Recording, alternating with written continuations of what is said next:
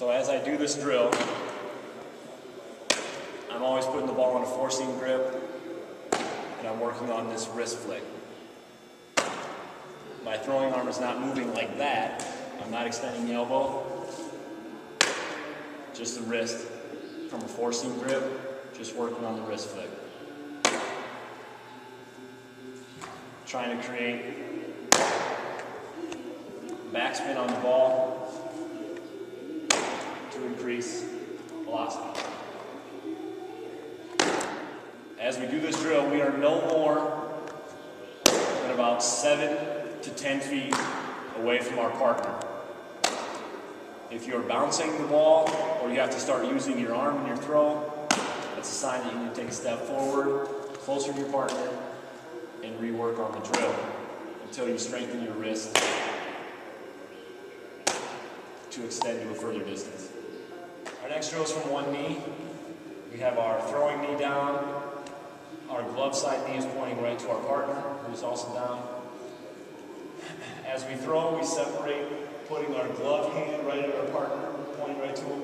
Our throwing hand is pointing away from us with our wrist on top, or with our fingers on top. As I come through, I'm going to bring my glove to my chest, and I'm going to follow through over my knee, and I'm going to hold it for a count of 4 seconds. Live, it looks like 1, 2, 3, 4. And I wait for my partner. 2, 3, 4. This drill is very important in terms of finding a throwing slot and working on the follow through. In this 2-minute session, you and your partner should be able to each get 15 throws accurately to one another.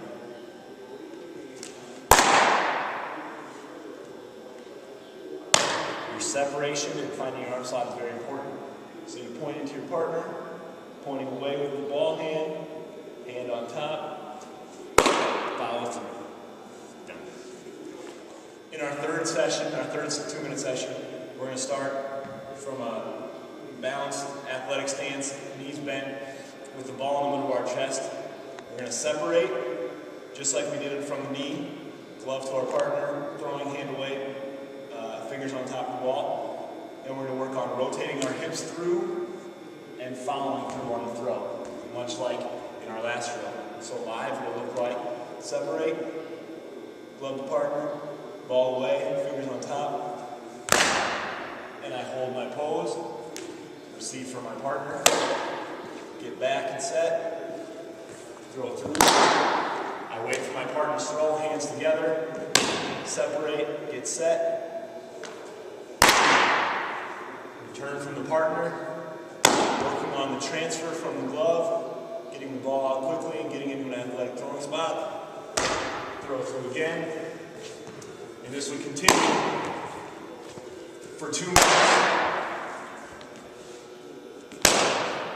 And ideally we want 15 throws again. In our fourth 2-minute session, we're going to start at a volleyball court distance away from our partner, and we're going to work on balance and getting some momentum into our throw. So we'll start, ball in our chest, in front of our chest again, and we're going to lift our non-throwing side leg, getting our balance, and we are going to take one hop, keeping our knee up, and then we're going to push and throw. What we're working on is keeping our balance and building momentum into our throw. So live, it looks like. And I continue to follow through for my throw. I reset, find my balance, hop, throw through.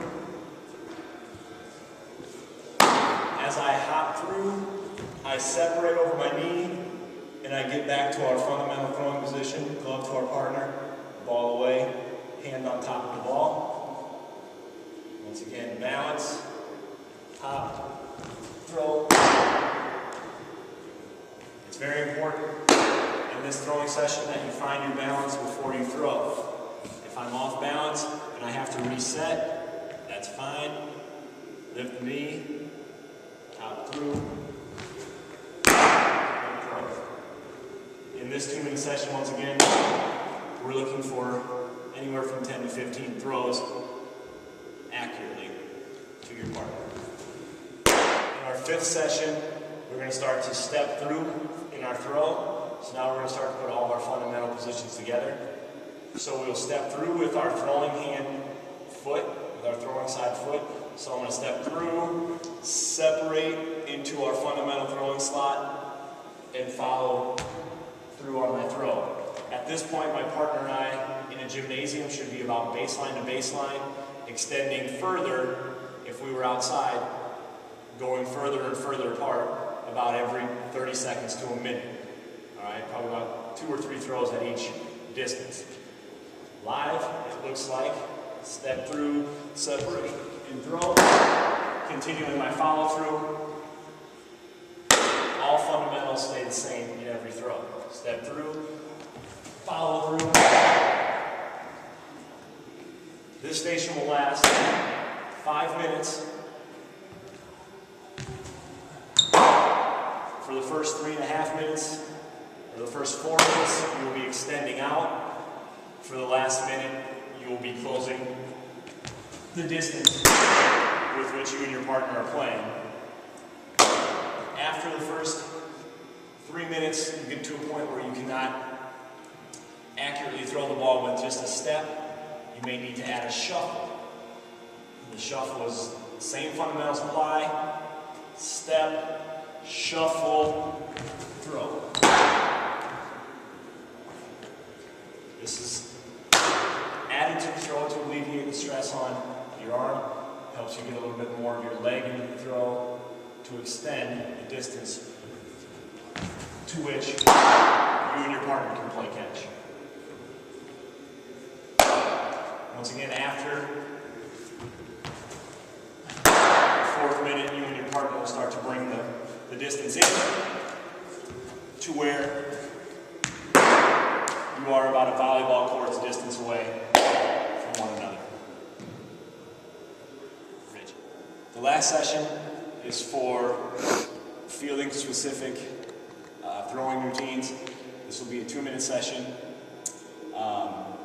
where infielders will be working with infielders like they have been, and outfielders will be doing different routines. So the first thing we're going to work through is infielder specific throwing. We're about a volleyball court's distance away. Infielders will start athletic base, glove out, ball in the glove. They're going to step right, step left, get in their throwing slot. They're going to throw through, but after the throw, instead of stopping, they're going to follow the throw. All right? Much like you would after fielding a ground ball. So live, it'll look like this. Start here, step through, and you follow your throw. About 3 to 4 steps after the throw is ideal. Once again, working on the follow through, following the ball all the way through the catch of my partner. A great drill to get into the habit of using, especially as an infielder throwing across from first base, or throwing across to first base. So I step right, left, and separate, and then I throw across. For outfielders, it'll be a little bit different. We will start by working on fielding a ground ball on the run and a fly ball. We're still following the throw after we have separated and thrown the ball. We're still following. So I'm going to start down, glove side leg in front. I'm going to bring my throwing side leg through on the hop, and I'm going to throw to my partner. So hop through, throw, and follow. Much like fielding a ground ball from the outfield and hitting a cutoff. Once again, glove side foot forward, hand side foot back, hop through, throw. For the first minute and a half of this drill, outfielders will be going from this position, fielding a ground ball, to this position as if they were fielding a fly ball, looking to make a strong throw through a cut.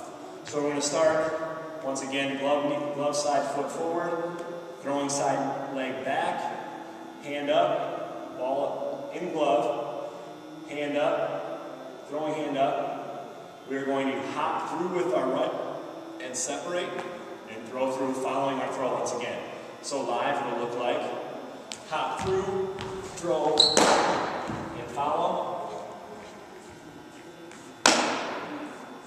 Glove up, hand up, hop through, throw, and follow. Once again, working on taking a fly ball from the air, transitioning into our throw to a cutoff, or a throw to the plate, or to a base, to try to get a runner trying to advance. The purpose of following the throw once again is for accuracy and to alleviate stress on the arm on a throw of a greater distance or greater stress, getting our lower half into the throw. After this session, we will be breaking down into our fundamental group sessions with either infield or outfield breakdown.